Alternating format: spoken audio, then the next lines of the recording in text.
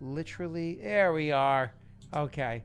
I press the buttons, and sometimes Slobs just likes to straight up freeze. Like, you told me to unmute and change the frame at the same time. This is so hard. What's up, Neal? How you doing, man?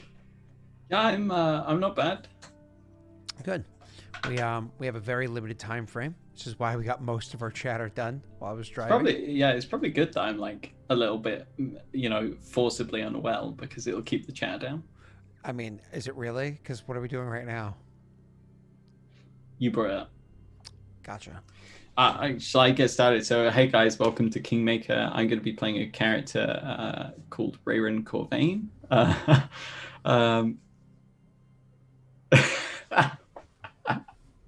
You gotta get the crease out. We're missing a few. Wow. Well, just so you know, this like actually wasn't planned at all. No. I didn't even notice what he's wearing. I realized it because it's literally I just got dressed and Rory mentioned earlier. She's like, "Daddy, that's the shirt that says beat, beat, beat, beat." I'm like, "Oh, you can read the word beat. Good job, kid. You're 5.5. Let's get some more words in there." I mean, Daddy's proud. Have you looked at your background? Speaking of Daddy's proud. Yeah, what's the matter with it? I feel like maybe it's it's really setting the scene perfect. Scott, we have to be on, like, Norway's gonna see this and he's gonna have his head in his hands thinking, Jesus, this chat's not even here. Norway, you don't have to pray to us. I know how divine we make you feel. Okay? You don't have to pray. It's okay. It's okay. Auntie? I just know that we're going to have, again, in chat, Roz and Joey hammering away. Hashtag Scott is the common denominator. I mean, like, they aren't wrong. So, hi everybody. Welcome to Inclame. So this is the recording for Neal's character. It's the session 0 for Neal's character. I'm excited for it. I like his character. We actually had a lot of back and forth talking about the concept. The only thing I don't think we ever came up with, or at least we discussed it, but I don't know if you actually came up with, was the name of your the order. I don't think you actually. I made a joke. What we decided with was the River Guard. River Guard. In the end. Yeah, just simple, clear. It's like Space Force, it really lets people know. Didn't think I'd get a Space Force joke in that quick, did you? I didn't know that a Space Force joke was going to be happening. Okay, so I want to explain to people what it is that Neal's referring to really quickly. So give me 1 second. I'm going to pop this up, and then we're going to jump into his actual backstory. Because it's actually can we not have an explanation of Space Force actually? No, not Space Force. So Dween is where it is that we're going to be starting. As we've discussed beforehand, Dween is going to be where it is that this campaign is going to be predominantly taking place. But the reason why the River Guard matters is because the Dweener, who wants to be known as the River King, recently, less than a decade ago, received the rights to control all of the waters, all of the rivers that touch his land. So not just the rivers that touch his land, all the rivers that flow into it, all of its control. We've seen the effect of what this can do way up forever ago in Momley, when we saw how Momley's commerce was hurting, it didn't have much by way of guards, so on and so forth. That's why Rena even had the slightest chance of being successful out that way. So all of these rivers that are all from Dween through Paranhia or Leidene or Bard, all the way up into Vala, or even in theory, passing through Adir, all belong to him. So that when we talked about how in Adir, this one river that runs through from Chizodal over to Meshtez, somebody had taken the land, claimed the land south of that. The big question is, who took that land? If those rivers belong to the Dweener, does that land belong to Bard, which it's continuous with, or Yovincia, which it's continuous with? Or did Dween take that land for themselves? These are questions that are going to be potentially coming up. So, Neal, a little quick backstory about your character is why we're doing a session 0. So let's kind of get into it. Your character grew up his entire life in Paradel. Actually, correct me if I'm wrong, in Paranhia. but in Pretty much, yeah. northwestern Perrin here, correct? For the beginning, I mean, depends on when you believe life starts. If you're a Republican, he spent a little bit of his life in a deer. Yes, he grew up in Perennia. Okay, he grew up in Perennia. Oh, Jesus. Oh. I'm just baiting Scott right now. He's like... Yep. So, in Perennia is where your character grew up, in the north western part of it. Now, out in northwestern Perennia, you guys didn't grow up along one of the rivers, right? You actually grew up with a farm, so you would have had irrigation or whatever over to your family's small farm, but nothing too grandiose, not along the actual river or anything. With that being said, there are 3 primary rivers. The names of the rivers don't matter at the moment. That will be important to... for us to get all the information for the actual campaign, that run through Perennia on the western side. Where do you actually see your family's plot of lands being located? Between rivers, say, Alpha and Beta, between Beta and Kappa, or even to the east of Kappa? Of the 3 main rivers, the one that leads directly from Adir borders on Bard. The north side of that river, I think, is likely. So not too far away from Chizodal, putting you actually in the kind of like in the control of Chizodal, for the city state that you guys kind of like would pay your taxes to and stuff like that. That makes sense. And so you probably, if you're looking at that map right there, I'm gonna pop this back up in chat again for everybody. So if we're looking at this map real quick, you're talking about like right over in this area over here to the east of Estrad. And then do you actually see it kind of like being inside that wooded area over there, or more of the plains slightly to the east of Chizodal? Let me see that I can't get a bigger image. Oh, I can send you the image, man. It's actually a pretty solid size image. Yeah, go on then. 1 second. It's just the one I'm looking at. I did have it the other day, but I don't know where. There you go. That's a massive image you can zoom in on. So. Oh wow, it's so big, Scott. Well. Right, Chizodal. So it would make sense that or they could have gone through they could have gone for the middle river, to be fair. That might make more sense. No. It wouldn't. No, I'm looking at it close up now. What was the question? I was saying more towards the woods, north of Chizodal, or to the east of Chizodal. East of Chizodal. Okay, cool. East of Chizodal. Yeah. I was just trying to place a spot in my mind. It's not dire at the moment. No. But take an image here. You want land that is flatter. Mm-hmm. It's not as covered in woodland. Like obviously, it makes sense to go somewhere that's closer to being plains. Perfect. In terms of. And the home that you grew up in, the last question about the home that you grew up in. Obviously, I know that it was a smaller farm, whatever that you guys had. But the last question is, how many people lived in this home? Like, for instance, was it just your parents and you? Did you have siblings? Were there multiple generations? Like, so on and so forth. So probably I'd call it like a homestead in terms of what it is, because maybe a farm sounds too big. And in terms of who lived there, it would have been... just the parents and the child. Yeah, just the parents and the child, and so that's just you, no siblings. Mm-hmm. Wow, they have it all riding on you. That's a lot of pressure for an only child. Mm-hmm. Moving on. So you perfect. So when I say farm, to be clear, I mean a farm for the sake of self-sustained living for the individual family, with a little bit of extra production for the sake of trading for other things you guys might need, not grand commerce, right? Yeah, no. Well, that's why I like the term homestead. Homestead works fine. It's an encapsulated living area where you make everything you need. Correct. More or less. Correct. Perfect. And there you would have learned all sorts of things. some basic stuff like how it is that you would have been able to take care of, you know, land itself, learning hard work or learning work ethic, et cetera, et cetera. Waking up early in the morning, putting a lot of effort into everything that it is that you do.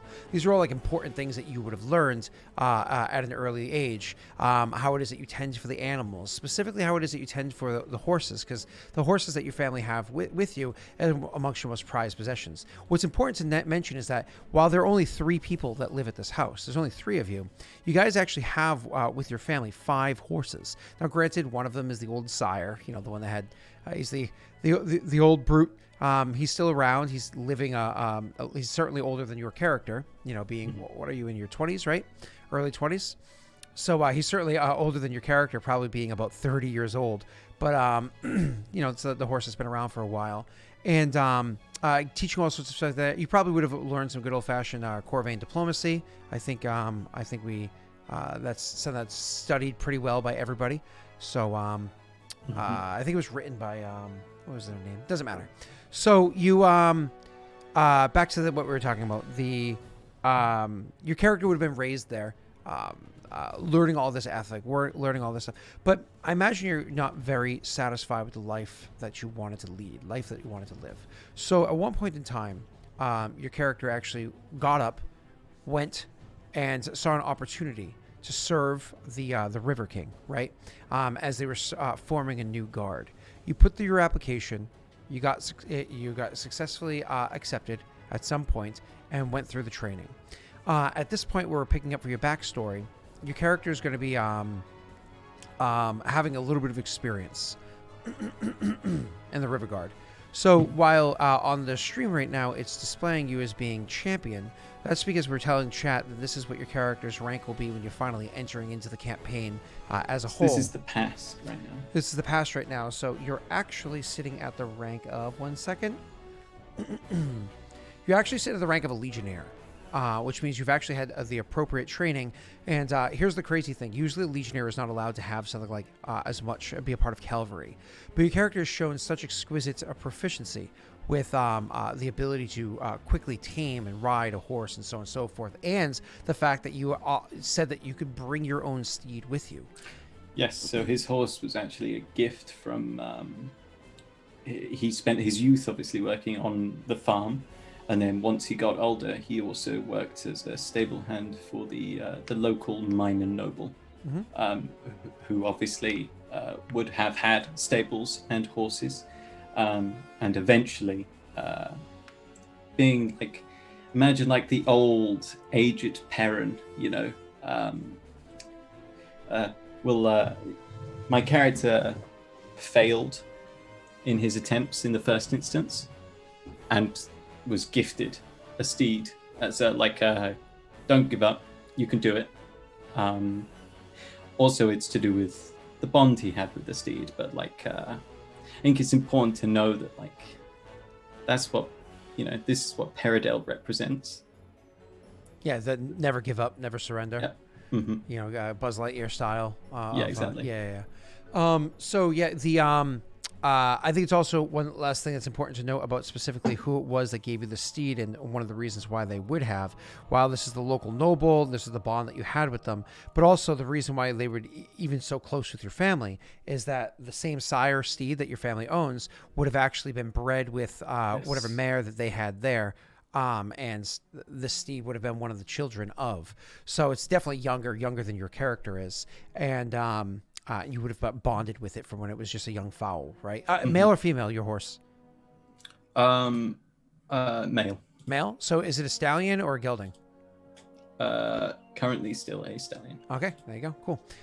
Do you know how old your horse is? This is not super important. I'm just curious about its personality. I didn't set a particular age, no. Not important. Again, I was just curious about its personality. So by the time it's like 2 years old, it's safe to ride anyways. Horses grow quickly. So I'm not sure how heavy your character is, but that's fine. So anyways, so your horse would have actually been, funny enough, half of your family's stock. So that bonding there. So where we're flashing forward to your character, because you were able to come back, do the application, succeed, and bring with you your own steed, which that is a very valuable asset. Like you can't play down, even if you bought a crappy horse in Pathfinder, it's still 75 gold pieces. As Norway pointed out in chat and Discord recently, a farmer hopes to make 50 gold a year. Now that's not necessarily 50 gold in profit. That's 50 gold to run everything and so on and so forth a year. In theory, that could be like 4 years' wages that a farmer pulls in. Yeah. So that's huge. And then this is not just a typical stallion either. Like this is one that's been trained and it's larger and blah, blah, blah, blah. So this is no small feat that you bear with you when you come there. And so you were given an opportunity to actually apply for the cavalry and actually were taking in it as well.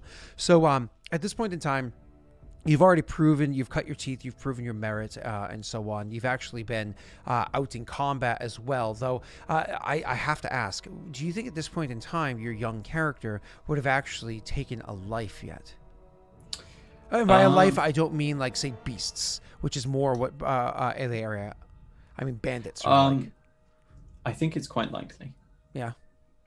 Actually, yeah. I think it's quite likely, given what most likely we as the River Guard would have been fighting, at least specifically in the areas he's worked in so far, was probably bandits and pirates, which they murder people quite brutally for monetary gain, which is and there's quite a clear level of justice there, I think, for Trisstan. Mm-hmm. Perfect. So, one of the endeavors that you would have gone on in the past would have like led you against these things, and you would have unfortunately have taken your first life. Probably still relatively a new endeavor for your character, so that you're getting used to. But nonetheless, it's a part of the job. But adventure. Your character, where we're picking up for you is you actually have a very, very different task. As I had said beforehand, you're from Dween, and your character is actually from Dween. From Parenhia, would have applied to service Dween, and so as a Manel, as you are, you actually would have changed your application, put in an application, and changed your residency from being from Parenhia to being from Dween. Which means, technically speaking, you're no longer a citizen to your family's homestead anymore. You're only a citizen to the area to the south. But once you complete your Inclame, you're going to be able to be a Goriad in all of Paradel as your home, right? Mm-hmm. Which is absolutely wonderful and what you're hoping to do. Where we're going to pick up is your character actually having traveled up the rivers, the primary river that your family would have been close to. You actually would have traveled up the rivers and had been stationed over in Chizodal. You were given the information that Chizodal was where you were going to be stationed for a short period of time as like a layover while orders are given, supplies are traded, so on and so forth, before you're actually given your next task as the River Guard going. Now, the River Guard themselves, generally speaking, they travel in smaller numbers if they're actually on the rafts, on the actual Neal boats or whatever. And keel boats? Neal boats? Keel boats? Keel boats. I think it's K is not silence. I think it's keel boats. As they're going. You usually travel in small numbers because horses are large, take up a lot of space, and they're heavy, right? When you're riding alongside the river, however, this is where your numbers will stretch to, like, say, being a whole score, etc., etc. Being up in Chizodal at this time, you actually would have had a degree of relaxation, where because your family lives so close to Chizodal, your horse is in such great shape, you actually be able to have been ride out there, visited your family, literally spent a night there. You got approval from your commanding officer, who would have been a BC, a Battle Centurion. So your BC gave you approval to go there. You actually spent the night at your family's homestead, woke up in the morning to your mother, your father, very unusually made a whole spread, like let you sleep in, intentionally tried to keep quiet, and you actually woke up to there being a whole spread of food there for you. It was like being a boy all over again, like it was your birthday. It was nice because you hadn't been home in probably about several months at this point, having gone through your training and everything, right? And they're just proud of you and what it is that you're doing. you were able to enjoy this and make your way back to Chisodal to get. So kind of like that's the state of mind that your character is in. You actually got to see your family after many months being removed, after always spending every day of your life with them prior. You just got very warm in your heart, and your head is swimming with love, which is wonderful. And this is when you go returning back to Chisodal, and you're given the task that you need. Speaking with your BC and the group that you're with, you actually realize as you rode up the rivers, as I said beforehand, there were only 4 of you, and of the 4 of you, there was of the 4 of you, there were 2 champions, yourself who was a legionnaire, and a chief excellent. So no actual officers. When you join into where it is that you're giving like your kind of like briefing of what your task is going to be, your orders are given. This is very unusual for how it usually is. Usually it's while you're riding, you're told what you're going to do, da da da da da. No, this time you're actually brought into a stone room where there's many different peoples around you. You could actually see it's 4 score. No, not 4 score. 2 score, which is 40 cavalry are inside this room. And there's an actual BC, the person that you're told that you're going to be serving under while you're in Chisodal, is at the head of the room, giving kind of the briefing of what's happening. So we're going to pull it into this moment. The BC that happens to be there, it is going to be a gentleman, something that might cause a twinge of a smile for your parent character, is that the gentleman before you, being again an officer, so that's important to note, is actually a hobgoblin. So not a parent like you typically find. And if you care to write it down, by the name of Secret.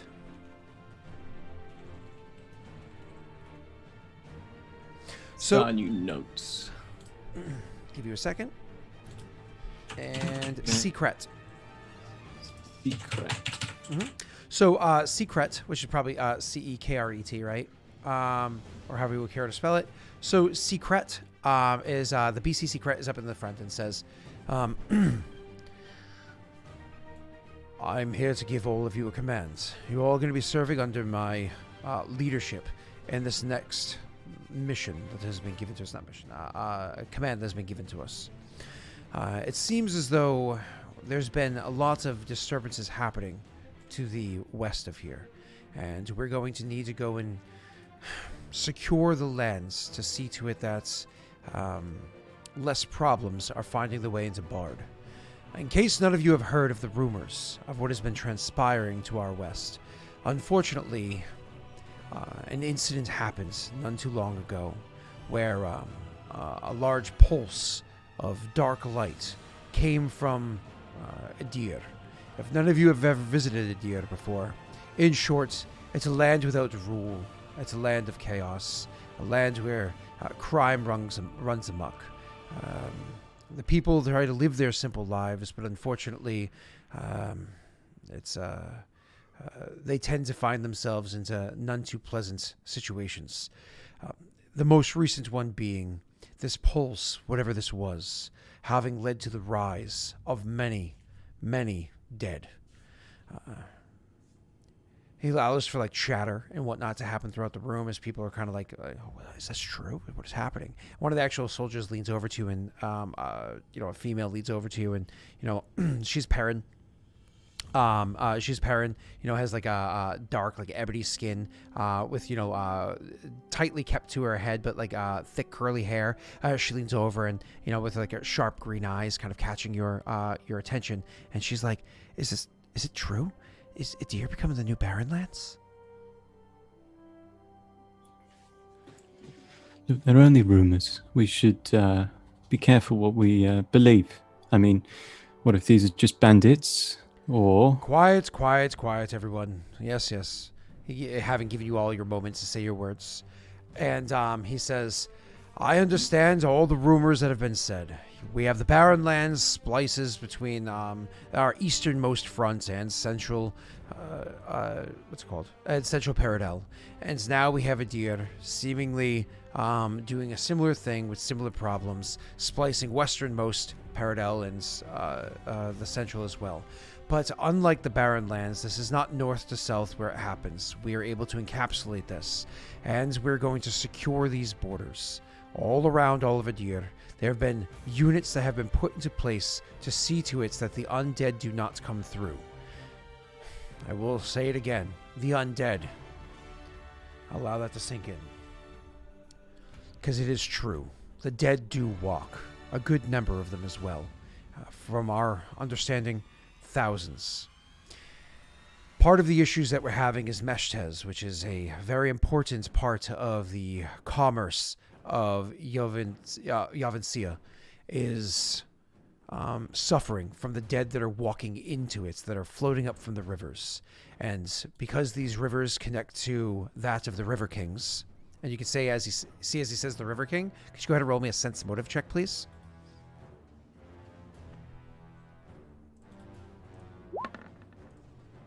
It's perfect because I don't have a rank in it. So. Cool. He says it without any tone or anything whatsoever. He says, because these are along the rivers that belong to the River King, it is our responsibility to see to it that they are cleared out. Any dead that might be washed up along them is cleared out. At the same time, we've also been given the responsibility to secure the lands south of the river that flows through southern Adir and above Yovincia and Bard, to see to it that this land is a buffer zone, a place where we may stage a forward advance against these creatures if we need to. This is our responsibility. Now, is anybody here trained in cartography? Nope. Cartography, yeah, maps. Is anybody here trained in cartography? And you actually see that the girl that was sitting next to you slowly raises her hand, and he looks to her and says, Legionnaire Superior, what training do you have? Actually, where I come from, my family were cartographers. They have a long-standing history of them. My mother right now actually serves for Good Enough. Stands up and gestures over towards the pile of maps and says, if you could please have these rolled out for me and give a lesson to them as to where it is that we are going and the areas that we need to secure. And you can see she's like, oh, that is not what I was expecting. Like, that was a big ask. And he steps back and allows her to start unfurling like the maps that are up there and everything, and kind of like getting them posted up and whatnot. And she kind of literally lays out the map of Adir. As a reminder for everybody, this map that we're looking at is this one right here. We've all seen it a million times beforehand from Kingmaker, or if you've never seen Kingmaker, yay, we all know Adir very well. Anyways, we're talking about the southernmost river that flows between Chizorol, which is a brown spot, Paradhia of Paradel, and Meshtes, which is the pink spot, the bright pink spot, Yovincia, which is again part of Paradel. That's the river that we're discussing right now.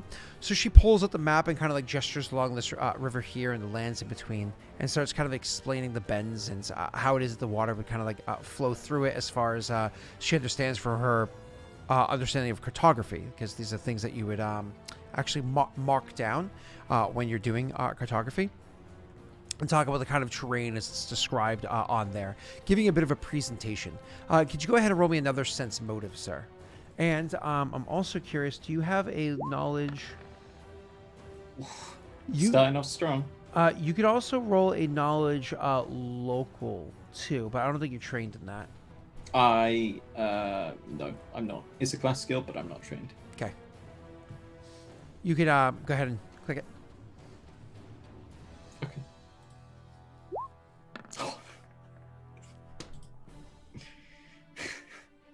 We're starting off strong.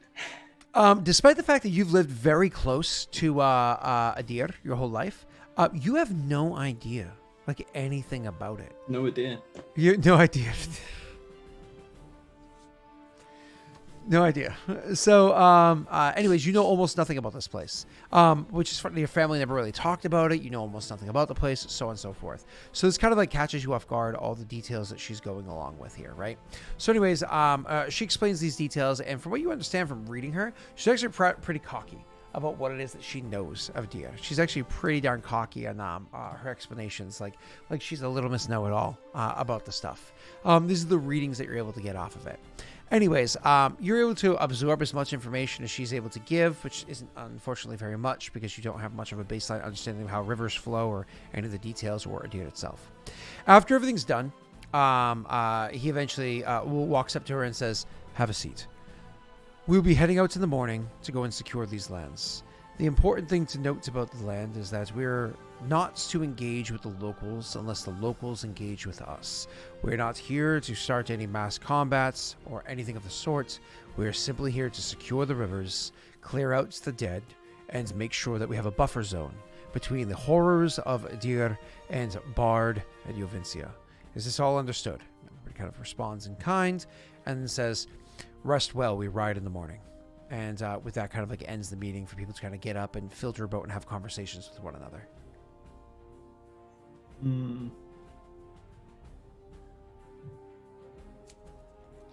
Would you go to speak to anybody or no?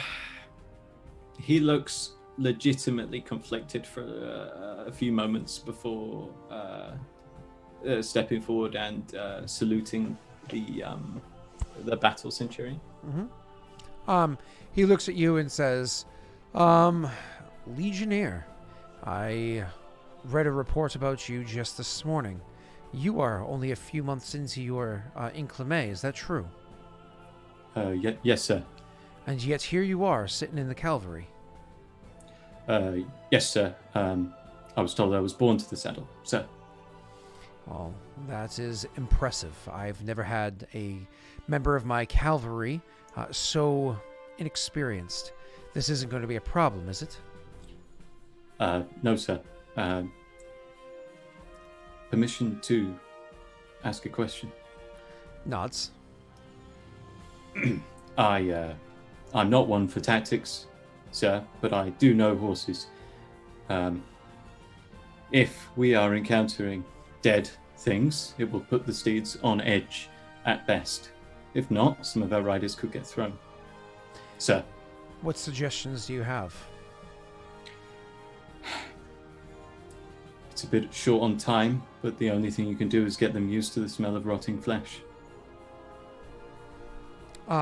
He nods and says, something of this was already spoken of at a meeting I had the day before last. In fact, they weren't suggesting that. As juxtaposed to that, they were suggesting to try to have a bit of a muzzle for the steeds. Blinders and a powerful flower or other aroma to try to mask the smell.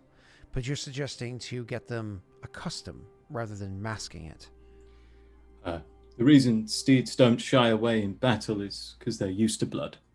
If they're used to the smell of rotting flesh, yes, they may still react to these strange creatures, but that's how you get horses used to anything. Repetition, careful introduction. It's how you get them into the position where you can ride them, sir. Nods and says, now you're not suggesting we go leading these steeds into the morgue, are you? Rather, you could bring a body to the stables, sir. You come from a farm, do you not? Correct, sir. There are a disturbing number of similarities between pigs and men. Perhaps we should use those instead. Yes, I think any rotting flesh would do some work. It was a brilliant idea. I think we'll have to use both tactics to succeed. It is a concern. The other suggestion, of course, was saddle straps. Are you accustomed with are you familiar with those? I don't think Karok would ever throw me, sir. Nods and says, I hope not, because you spent last night with your family, did you not? Yes, sir. I would like to send you back to them in one piece. As would I, sir. Why don't you take responsibility for this? Go and speak to the nearby butcher, see whatever meat they have that's already spoiled, have it delivered to the stables, have someone else inform the other riders as to what's going on. And while you're there, why don't you see to it that we still have a good number of saddle straps in place to stop those that are less keen from being thrown. Yes, sir. You see, like when he says, "Why don't you go get the rotting meat?" You see him like visibly, like he's not like controlled enough as a soldier to like just hide the fact that he doesn't want to go and lug a bunch of rotting meat around a bunch of horses. But the good news is you can get a kickstart for your horse. You can throw it on the back of a cart, have that cart, harnessed to your horse. And... oh god! Right? Why don't you actually go ahead and do me a favor? As you're trying to get your horse familiar with this, could you go ahead and roll me a handle animal check? And if you have any additional modifiers for your XYZ, feel free to apply them. I don't know if I will have to look. There are rules to do with. That's a good start, though. It's a good start. I mean, granted, you rolled a 9, but that's still a good start. Let's just have a look.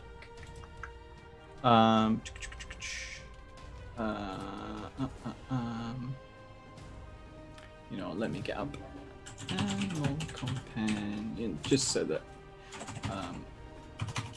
I have all the rules in front of me.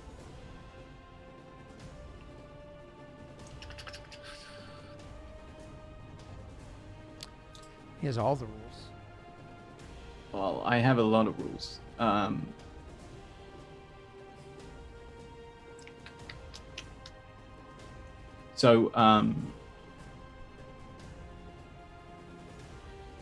Because I am a cavalier, Karok is combat trained, which means that he knows a bunch of tricks already, and I believe that tricks don't require animal handling checks necessarily. Correct, if they already are trained in it, correct. Yes, so I just if he were to throw his head or get out of control, I could use a trick to bring him back. But I don't think I've got anything specifically that I've got written down that I can. Well, I was just saying, I think animal companions, you have additional bonuses when it comes to. Yeah, you might be right, but I don't know where I would find it. Might be in Cavalier. So your character clearly goes and gathers these things, but the 15, that's actually good enough anyways, right? To go and gather the bits that you need to make this happen. And so you can see, pronounce it one more time. Pronounce what? The horse's name? Karok. So Karok, Karok does it at first, kind of like shy away and pull away. Calm boy, calm. And you're able to get it there. Now, it's not like you're shoving its face inside the wagon full of meat or anything, right?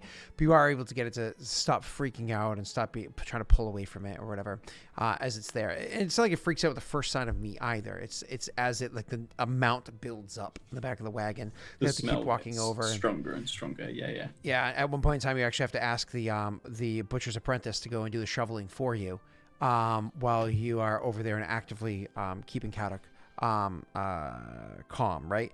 And eventually it works out, and then you're able to walk guiding the horse, alongside of it, holding it by its reins, to bring it back to where the other stable is. And as soon as you get it into the stable, you can see the other horses are freaking out.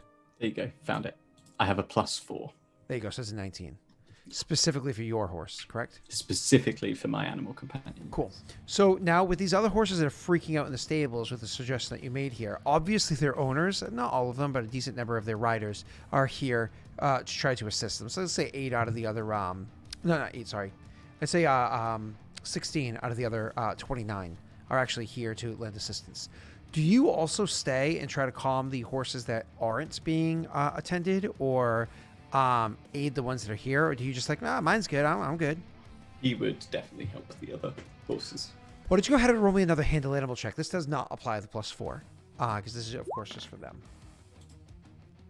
I'm rolling so well, huh? No, that's not terrible, because think about it. You apply the +2 for aid another, for the people that are there, but unfortunately not so incredibly successful for the horse owners that are for the horse owners that didn't arrive, so for those horses. But one of the things that you do notice, it's high enough to notice one particular thing, is there is these 2 horses stabled adjacent to one another. You're not familiar with them. They must have come from one of the other groups of people that rode in. Are having 0 reaction whatsoever.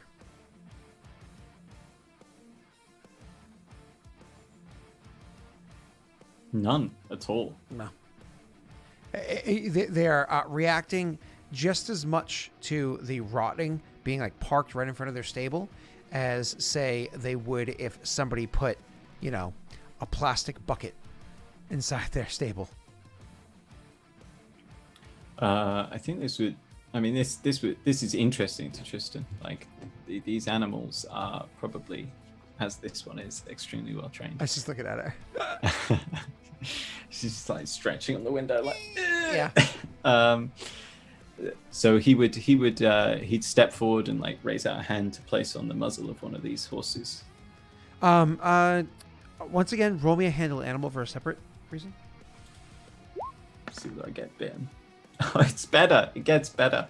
It actually, You just wait. One day I'll roll higher than a 10. It actually tries to bite you.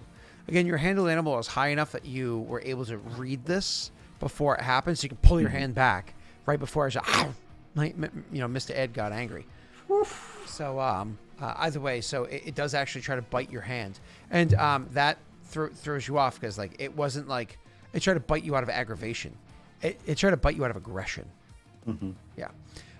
So you're like, ooh, and you get the impression that these horses, a war horse, maybe. Perhaps.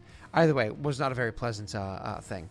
So you leave this inside here, and you lend whatever aid you can. Eventually, in the morning, your characters are, of course, going to saddle up and start riding out. Now, when you ride with your groups here, there's specific riding orders for people to stay in based off of what skills that they have, what capabilities they have. Your character, one of the things that he's actually particularly good at is his speed, right? Isn't he perceptive too? No, he's not. So it's you and your horse are actually pretty quick, and you tend to use a lance. That not all in your order use lances. He is a thundering tip. Mm-hmm. So you actually would be riding not quite in the front. You would actually be riding, if you take the 40 soldiers, right, and you break it down to like 8 subgroups, you would actually be in like group number 3. The reason why you'd be in number 3 is it allows the others for you to get around them and charge ahead, right? So you can kind of get that momentum you need for your tactics. Anyway, so in that group number 3, as you're riding along, you can see there's other soldiers around you. One of the things you'll notice is in the group immediately ahead of you, because of her cartography and other skills that she has, including being a skilled archer, there's that same female that you had kind of like whispered over to you beforehand.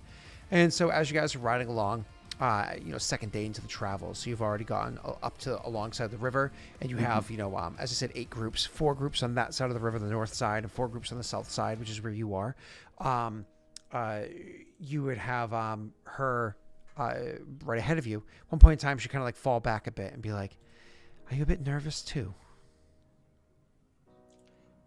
Trisstan would like pat Karok heartily. And smile and say, "I don't very often get nervous in the saddle. Maybe when we meet some of those monstrosities."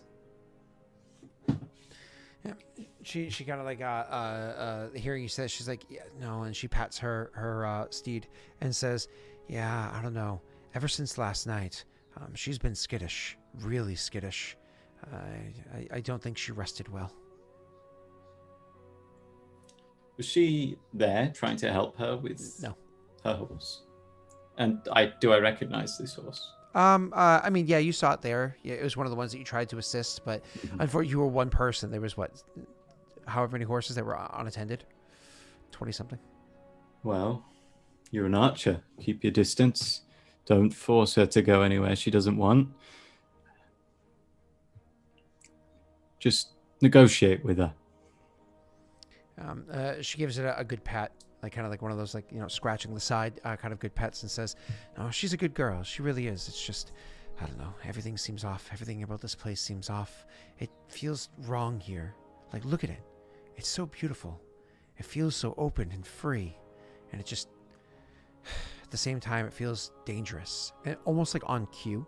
Of that being said, you can roll a perception check.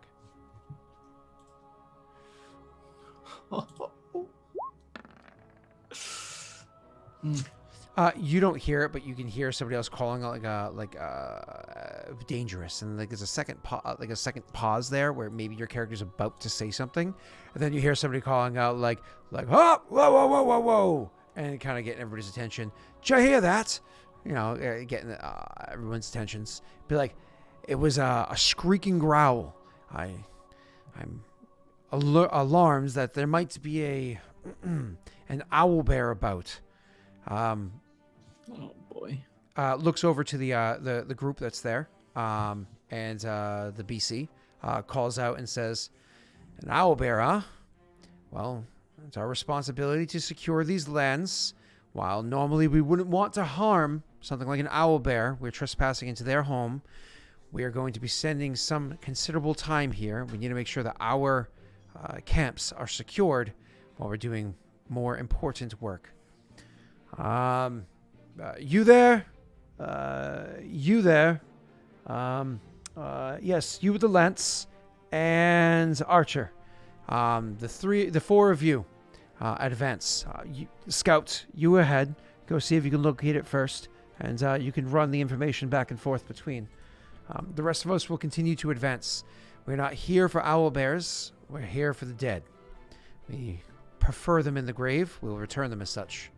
And then you can actually see almost like he forgot something. He actually immediately turns over to his LC, Lieutenant Centurion, and says, "Did we get the supplies? The shovels, are they with us?" And the LC says, "Yes, of course, as well as the tinder." Oh, thank goodness. I have to make sure that these bodies are appropriately buried after we lay them back to rest. And then kind of goes on. You, of course, were one of the people that were called to, as, of course, was the Archer. And she's like, she looks at you like, great. Like, almost like it's your fault that you guys are talking, and so you're both called to. Yeah. So she does actually, as you turn and start walking off, she looks at you, she says, "Every time I speak to you, I get called on." Tristan would just turn and grin at her. When you grin, go ahead with that grin and describe your character.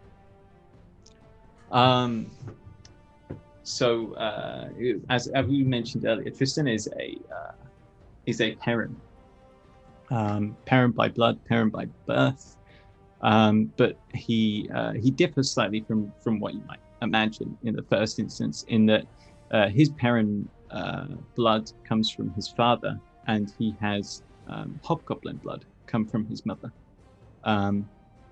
So this comes across by him looking like a standard sort of parent, but his skin has got a sort of, I mean, for lack of a better term, like a vibrant pinkish hue. You know, like the reddish sort of skins of the hobgoblins, been diluted by the sort of the parent blood of his father. He has slightly more pronounced canines, which has come across from his heritage, and his hair is lustrous and black, like many a hobgoblin, and is kept carefully, close shaven and tied back, to not get in the way of. He would be wearing a helmet in this instance, for obvious reasons. They're expecting some form of combat. In terms of his build, he looks like he is big and strong. He looks like he is built to hammer things. And you, from the impression you get when you look at him on horseback with a lance, you get the impression that hammer is the lance. He wears, he's got a nice set of chainmail on. Actually, you can tell it's not the newest, not the cutting edge of technology. This is not multiple rivets of chain, but 1 in 4. So you can tell it's slightly older military technology, but it's clearly very well looked after. He has in his hand a large ash lance with a metal tip. This is a well-worn piece of equipment. You can see that the ash itself has it's been smoothed repeatedly by leather gloves, moving up and down it consistently through many years of practice and now months of work.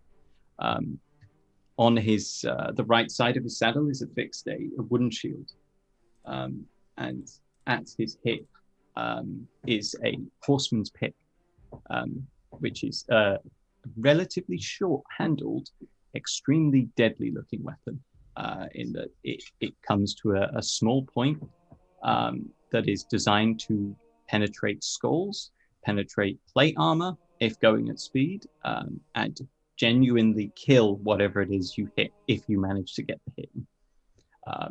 Propelled by the force of a horse. I think I'll also explain. Karok is a greyish horse. He's large. He's well beat. He's clearly a stallion. He's got the big muscle ridge on his neck that lets you know that he's a stallion.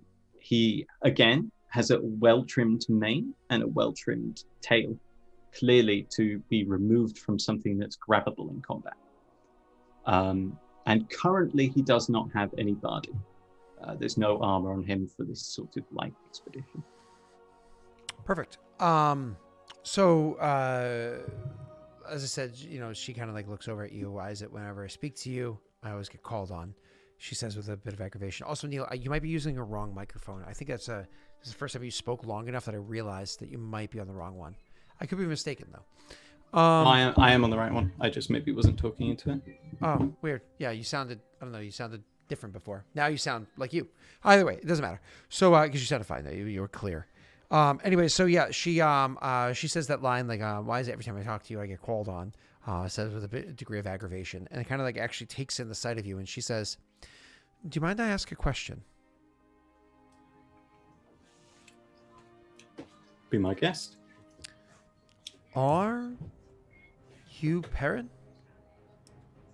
Yeah, of course. Parent, born and raised. She nods and says, I ask because you just look a little off from a typical Perrin. And again, I do apologize for asking. Your accents, you sound like you're from Paradel. And if you're Perrin, and you're from Paradel, why are you a Legionnaire? Well, my mum is a hobgoblin. Moved here when I was born. Well, just before I was born. Oh, so you're still technically not a native Perrin. And she says, kind of like nodding slowly. Huh. And then you can hear the as you guys are kind of like moving forward, the third of the four of you, one of them being the scout, the third of the four of you, kind of is like, hey, like let's go. As the two of you were kind of like moving and chatting, and and moving a bit quicker. This is how we're gonna do the rest of the RP for the session. I have to go like this the whole time. Let's just see if we can break our chairs. Well, I imagine we were already in Rising Trot, and now we've gone up to a canter.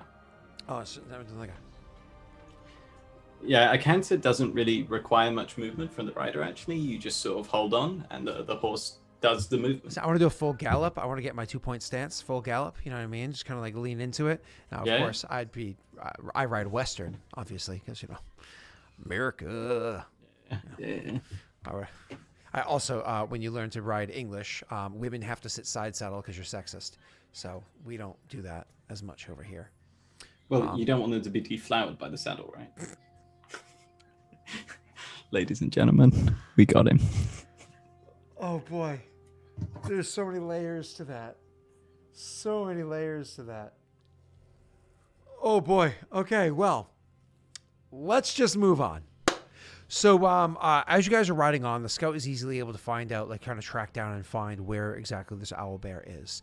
The other person that's with you, the kind of like as you guys come riding up, he's unfortunately, I guess for you, he's the highest ranking one amongst you. He's actually the warden, and wardens by rank are able to command others. Champion is the highest inclime rank that does not command anybody else. Warden is the lowest rank that commands others, right? And they usually command at most like 4, maybe 5 people, but even 5 is very unusual, usually it's 5 including themselves. Anyway, so so the warden, the third person, was, hey, let's go. Calls up, and as you're there, he looks to her and says, you specialize in archery? Conveniently enough, so don't I. And he looks at you and says, you, however, you like a clear path, don't you? Clearer the better. He nods and says, then you have a job. Get in there and get back out. We will, after you land the initial strike, we will follow it up with a couple of shots, see if we can take this damn thing down.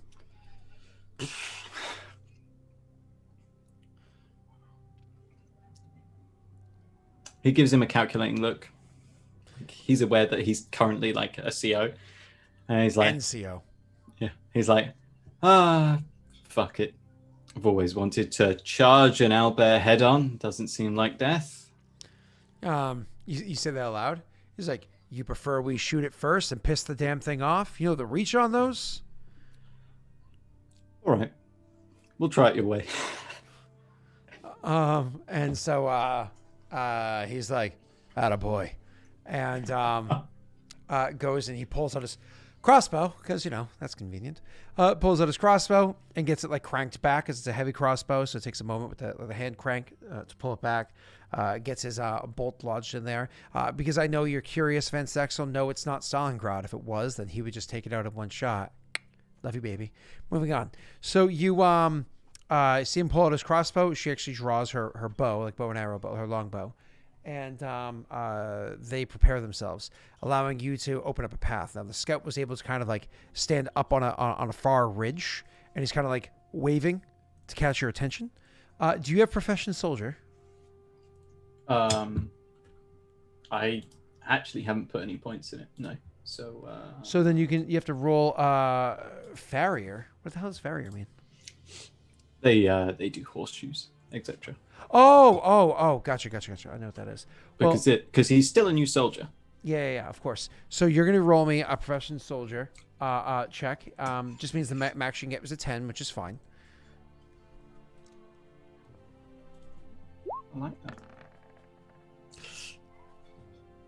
Oh wait, no, that's not trained. Actually, no, the max you can get is not a 10. You actually can get as high as possible. Sorry, it's not an asterisk one. I think it's okay to get higher, but it doesn't matter. You rolled only a 5. So you see the person across the way. You can see them clear enough. They're across the way.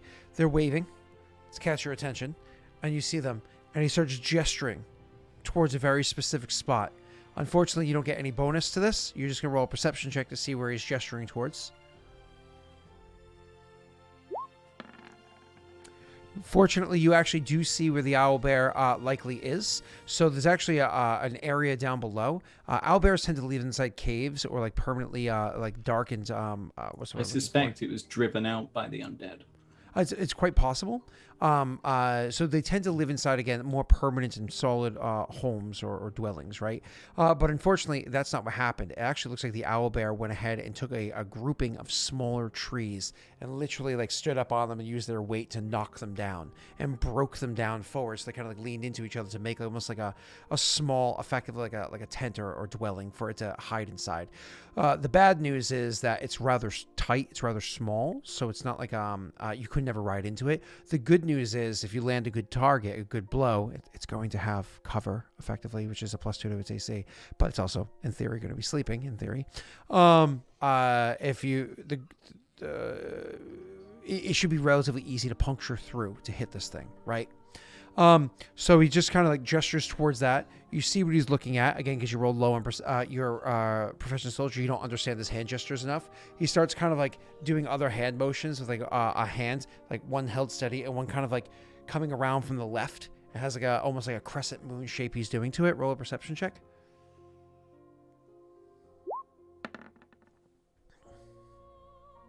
Cool. And with that perception check, you're kind of trying to see what it is he's describing, whatever that's there.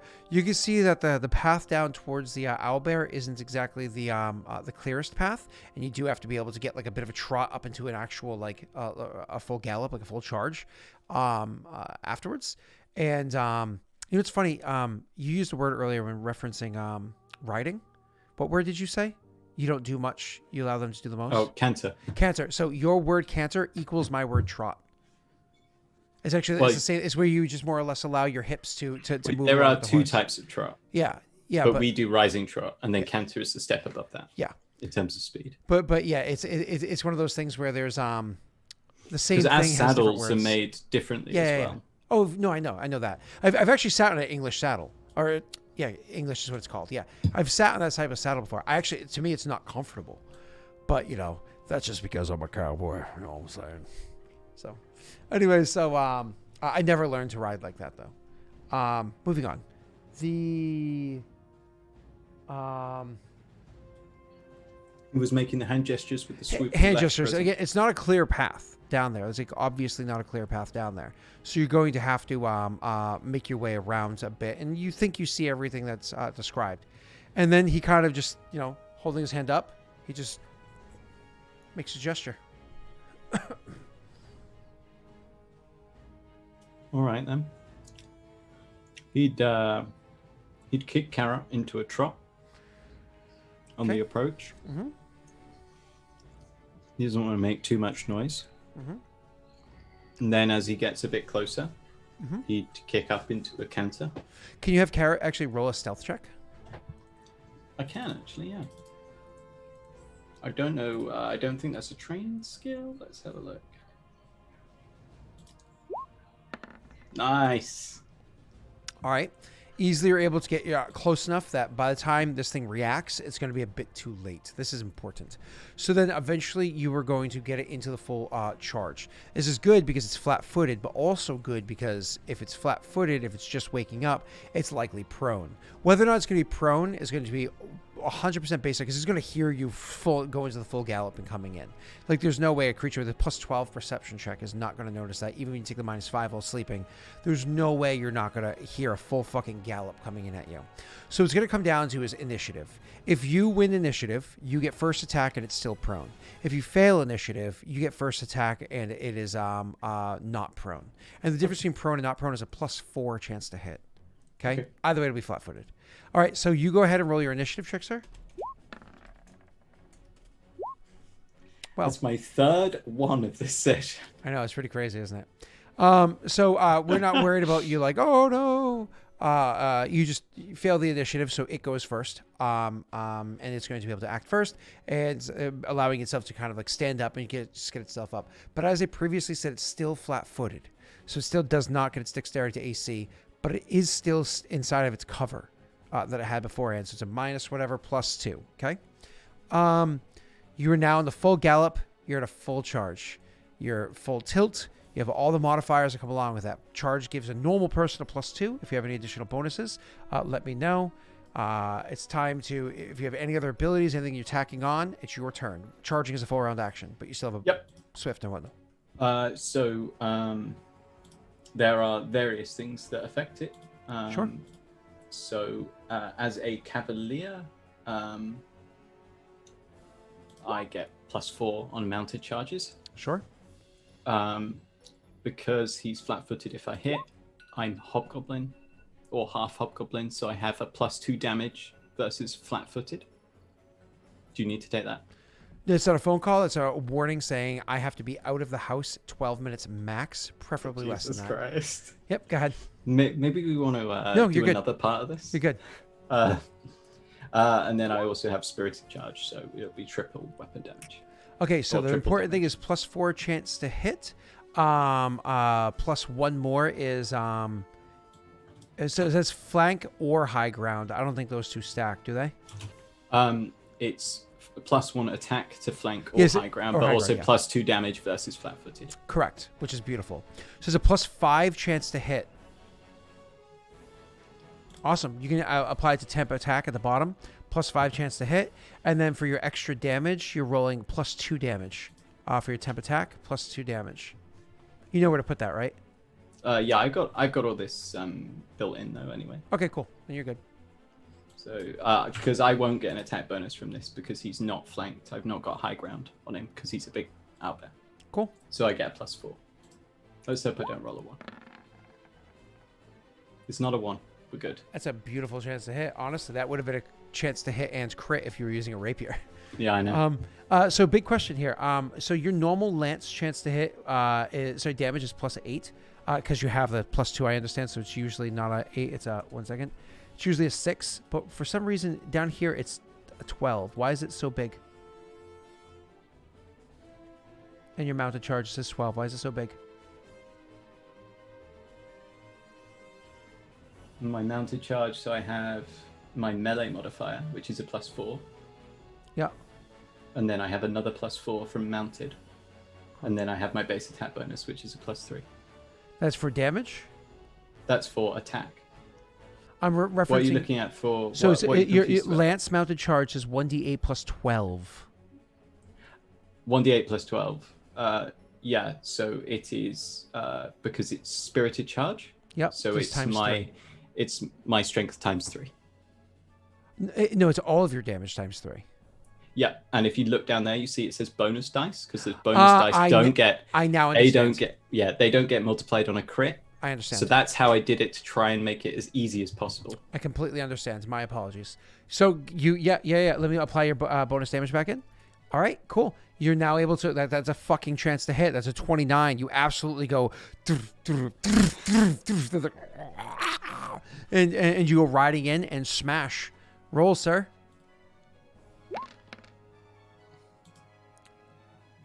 Oh, it's funny because that's actually one of the lower ends. You rolled a 7 and a 1. So either way, 28 points of damage as you go riding in and smashing into this owlbear. 28 points of damage is a considerable amount. Certainly more than half of this poor creature's health points as you go riding in and smashing into it. Now, as part of your spirited charge, are you able to continue riding past it as you hit this, or do you continue staying? As part of ride by attack, I can then continue. Perfect. And what's the actual speed of your mount? Karok travels at 70 speed on land. Beautiful. But he cannot continue to exceed double his mounted speed. Obviously, yeah. That makes sense. So you literally smash the thing and continue past it, allowing it to easily harm the thing. Now, just to hit this up really quickly, 1d20 plus, this is your allies back there attacking. That's the first person's chance to hit. That's the second person's chance to hit. I don't think I have my 3D dice on. I do now. Either way, those both are absolutely going to hit that target. So I'm just going to do both their damage at the same time. 2d8 damage against this again. I'm going to keep saying it, this poor creature. Actually, one of those is supposed to be a d10, but that's fine. I will just add one more onto that. So 11 more points of damage. So you had done, what was it before? 29, right? 28. So this is 39 points of damage against the creature before the creature is even able to properly retaliate. So you can see that the thing immediately is just so fucking injured. It just kind of gets up and shuffles itself out of its dwelling that it's made for itself, and it turns and it immediately starts just trying to run away, to flee away. What do you do?